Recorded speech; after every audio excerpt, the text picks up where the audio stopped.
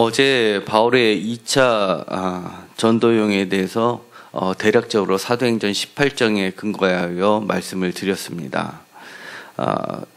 바울의 2차 전도 중에서 가장 중요한 것은 바로 고린도 교회입니다. 물론 다른 지역도 중요합니다. 예를 들어서 아시아에서 유럽으로 넘어가는 최초의 마게도니아 교회가 바로 빌립보 교회이고요.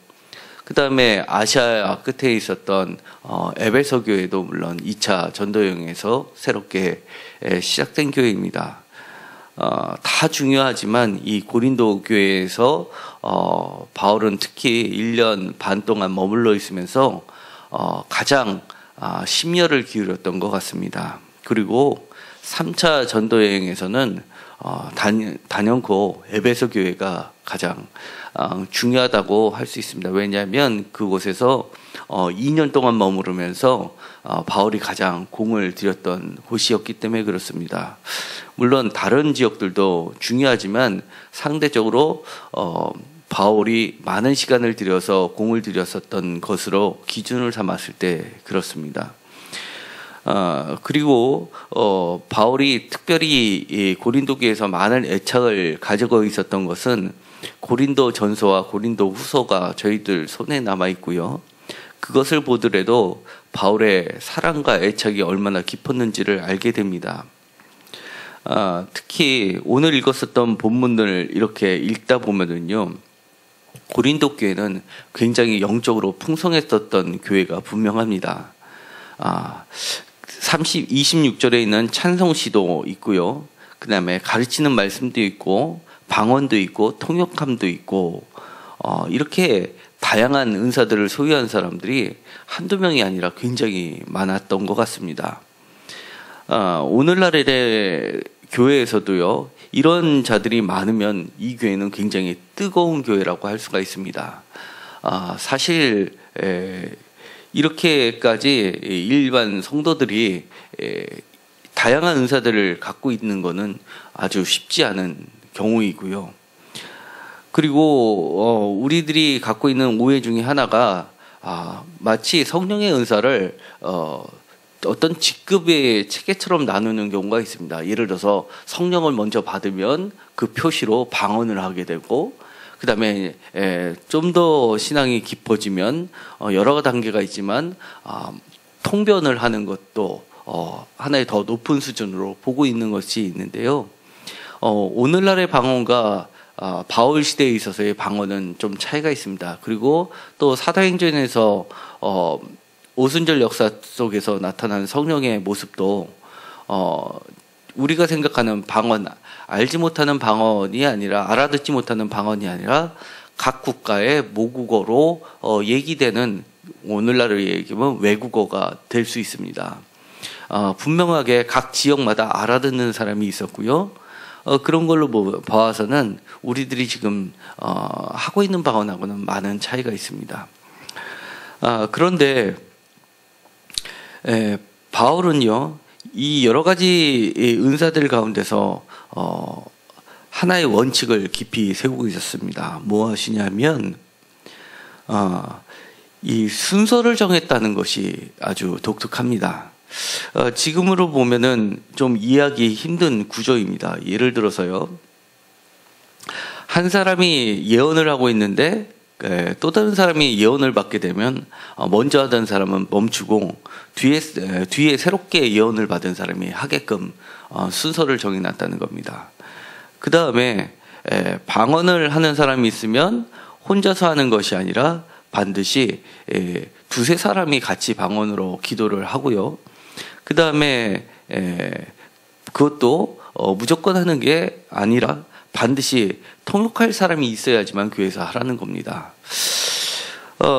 그리고 여기에서 이제 가르치는 말씀도 있고라는 것은 지금처럼 설교자 한 명을 얘기를 하는 것이 아니라 여러 사람들이 서로를 가르쳤습니다. 왜냐하면 이 뒤에 보면은, 말씀에 보면은 방언을 통변하는 사람하고 같이 해야 되는 이유를 들 때 서로를 권면하고 가르치고 배우는 것이 전제가 되어 있었기 때문에 그렇습니다. 지금으로서는 잘 이해가 되지 않는데요. 제가 좀 더 설명하면 옛날의 교회 형태는 이렇습니다. 보통 이제 동그란 원형의 모양을 갖고 있고요. 이렇게 회중들이 설교자를 보고 이렇게 앉아 있는 모습이 아니라요. 자유롭게 각각의 사람들이 3, 3, 5에 모여서 기도도 하고 얘기도 하고 그런 구조였습니다. 그러니까 이쪽 한쪽 구석에서는 모여서 막 기도하는 무리가 있고, 저쪽 한쪽 구석에서는 동시에 막 찬송을 부르는 무리가 있고, 또 이쪽에서는 또 가르치는 무리가 있고, 이렇게 한 장소에서 소그룹으로 나눠서 동시다발적으로 일어났었던 겁니다. 이것이 대표적인 예배의 그런 모습들이었고요. 그러다 보니까 바울이 생각하기에는 들어왔을 때 굉장히 혼란스러워 보였던 겁니다. 그런데 왜 그거를 영적이구나, 야 이거 대단하다라고 생각하지 않고 혼란스럽다라고 정의를 내렸을까요? 그거는 한 가지 또 다른 기준을 적용했던 겁니다. 무엇이냐면 믿음이 연약한 사람을 배려한 것입니다. 처음 예수님을 믿고 있었던 사람은 교회에 들어왔어서 받는 첫 번째 인상은, 야 이건 정말 딴 세상이네? 도대체 이 사람들이 뭐야? 혹시 제정신이 아닌 거 아니야? 아니면 사도행전의 의미를 봤을 때는, 말씀을 빌어서 봤을 때는 저 사람들 술 취한 거 아니야? 라는 생각을 갖게끔 하는 것들을 막고자 했었던 겁니다. 왜냐하면 하나님의 은사는 지극히 정상적인, 사람에게도 지극히 정상적인 방법으로, 보통 사람의 방법으로도 임할 수 있다는 것을 굳게 생각하고 있었기 때문에 그렇습니다.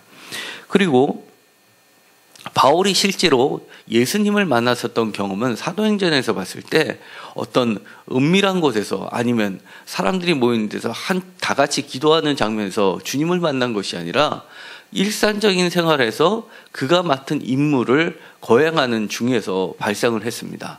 그것은 유대교의 위임을 받아서 예수를 그리스도라고 고백하는 사람들을 핍박하는 과정 중에서 하나님을 만났고, 예수님의 음성을 들었고, 빛을 받고 자신은 꼬꾸라지게 됐던 겁니다. 그렇기 때문에 어떤 특별한 때에서만 주님이 임한다는 것이 아니라 하나님의 은혜 가운데서 언제든지 임할 수 있다는 것을 경험했기 때문에 바울이 생각했던 영적인 개념은 아주 지극히 정상적인, 그 다음에 보통 사람도 이해하고 보통 사람에게도 열려있는 그런 방식으로 하나님은 임하실 수 있다는 것을 전제하고 있었습니다. 그 다음에 이것의 또 다른 장점은 그 누구든지 하나님을 정확하게 인지할 수 있다는 점입니다. 그래서 먼저 하던 자는 잠잠할지라고, 잠잠하라고 하는 것은 바로 서로를 이해할 수 있게, 그 다음에 서로가 배울 수 있는 단계를 가라는 겁니다. 이것에 대한 좀 더 구체적인 이야기는요, 고린도전서 14장 12절부터 나와 있는 말씀을 읽으면 좀 더 분명해지는데요. 12절에 이렇게 되어 있습니다. 그러므로 너희도 영적인 것을 사모하는 자인즉 교회의 덕을 세우기 위하여 그것을 풍성히 구하고, 그러니까 무조건 영적이라고 생각하는 것을 하지 말라는 것이 아닙니다. 풍성히 구하는데요, 15절에 보면은 내가 영으로 기도하고 또 마음으로 기도하며 내가 영으로 찬송하고 또 마음으로 찬송하라 라고 얘기를 합니다. 그것은 왜 그러냐면 17절 하반절에 보면요, 다른 사람은 덕을 세움을 받지 못한 일이 없도록 하기 위해서고요. 그 상반절에 보면은요, 내가 분명한 말을 하면서 그 말을 듣는 사람도 아멘하고 받을 수 있게 하기 위하라는 겁니다. 이것이 모두에게 통용된 방식이 바울이 이해한 신령한 영의 개념이었습니다. 우리가 자칫 잘못하면 마치 황홀경에 빠지는 그런 모습들을 상상할 수가 있는데요. 예를 들어서 각 교회마다 보면은요, 담임자의 성향에 따라서 많이 기도하는 모습들이 틀립니다. 우리가 가장 영적이라고 할 때는 사실 기도할 때의 모습이 많이 차이가 나는데요. 저도 어렸을 때부터 신앙생활을 했기 때문에 또 여러 교회를 다니다 보니까 다양한 기도의 형태를 배워왔습니다. 어떤 교회에서는 통성으로 기도하는 게 아주 포맷화되어 있고요. 그 다음에 방언으로 기도하는 것이 일반 회중 예배 때도 방언으로 기도하는 교회도 있고요. 그 다음에 어떤 교회들은 다 같이 손을 들고 무조건 두 손을 양손을 들고 기도를 하십시오라고 하는 데도 있고요.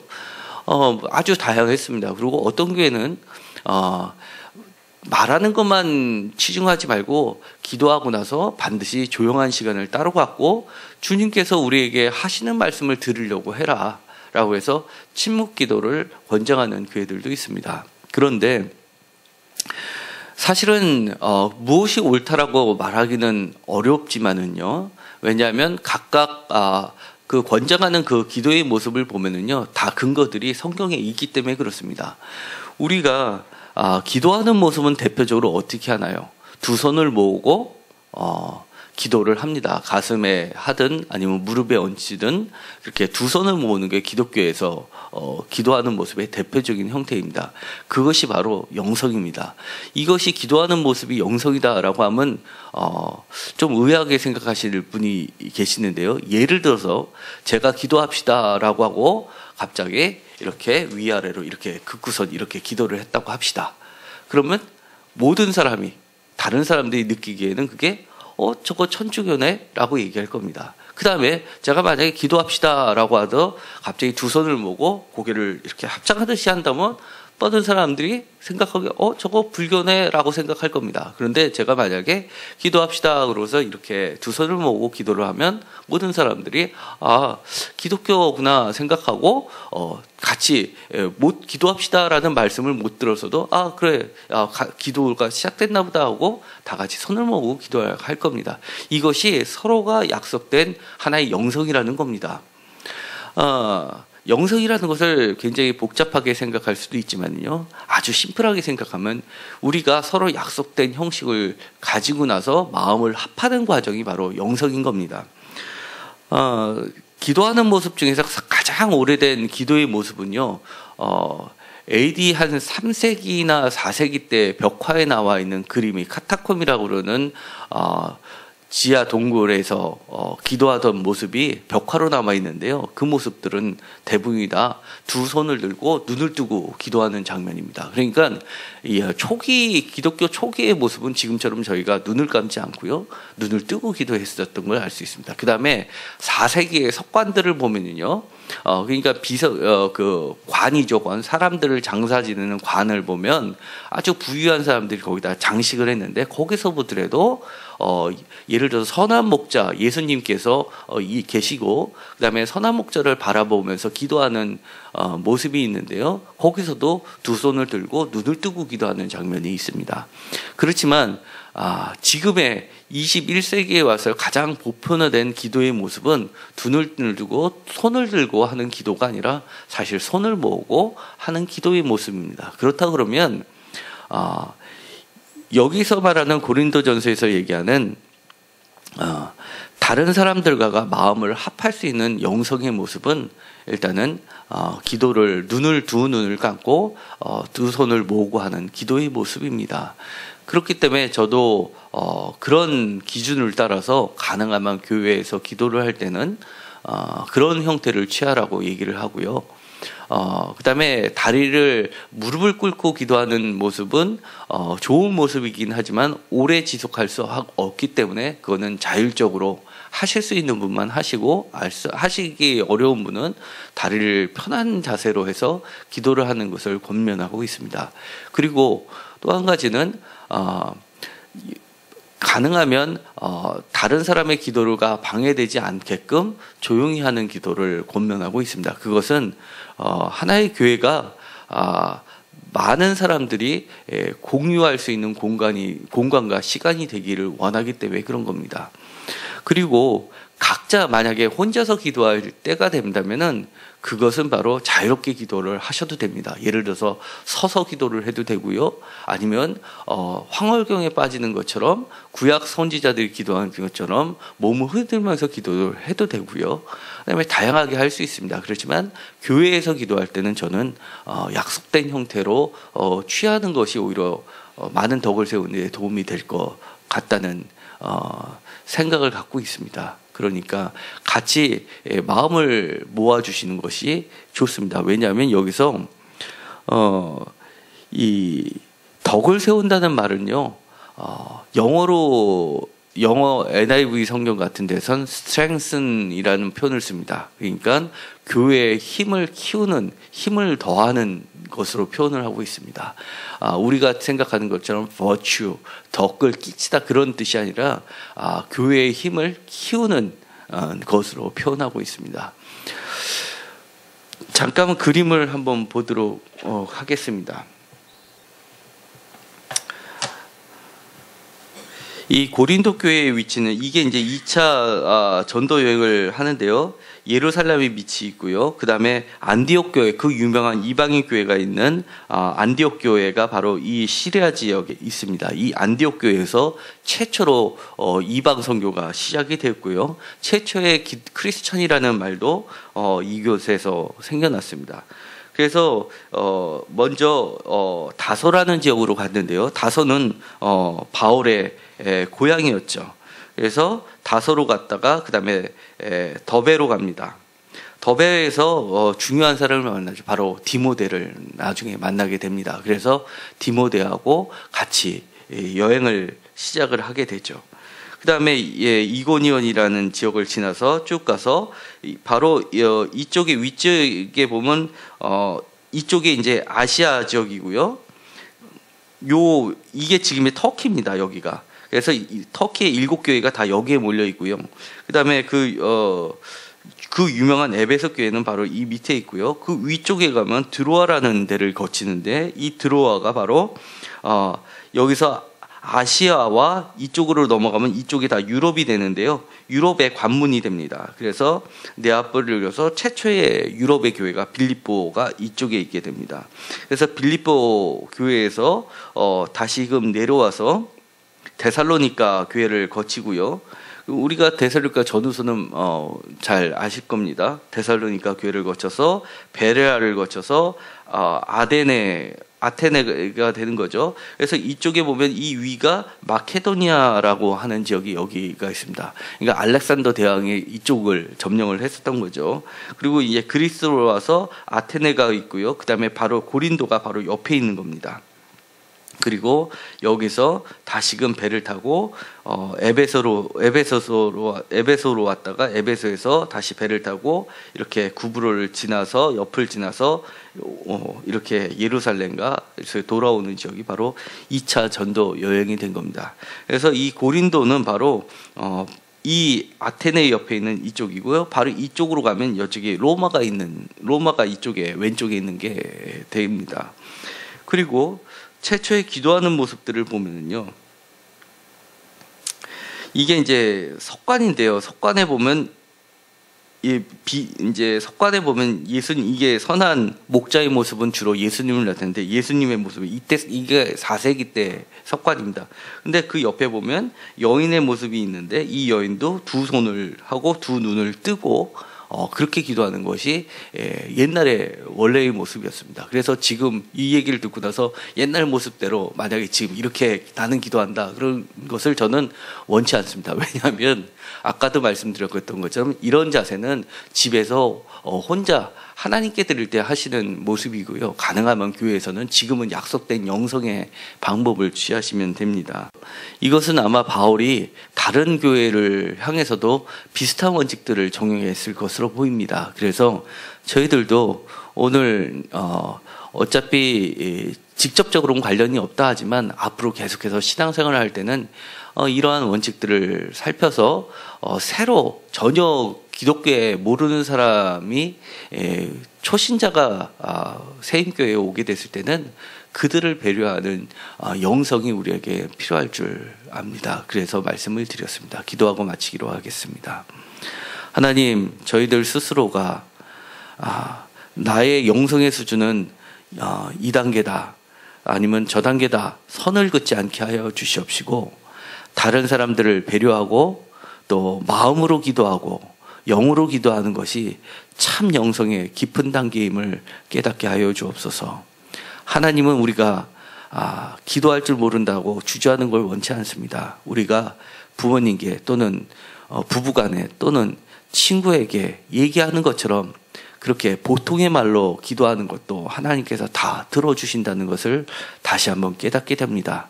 우리가 알아들을 수 있는 말로 기도하게 하시고 또 마음으로 담아서 기도함으로써 주님께서 우리의 기도를 다 응답해 주실 줄을 확실히 믿습니다. 오늘 새벽에 조용히 주변 사람들을 생각하면서 교회의 덕을 세우면서 교회의 영성을 모아가면서 그렇게 기도할 때 하나님은 기뻐하시고 우리의 기도를 모두 응답해 주실 줄 믿습니다. 저희들이 하나씩 배워가면서 더 깊은 영성의 단계로 나아갈 수 있게 인도하여 주옵소서. 예수님의 이름으로 기도드렸습니다.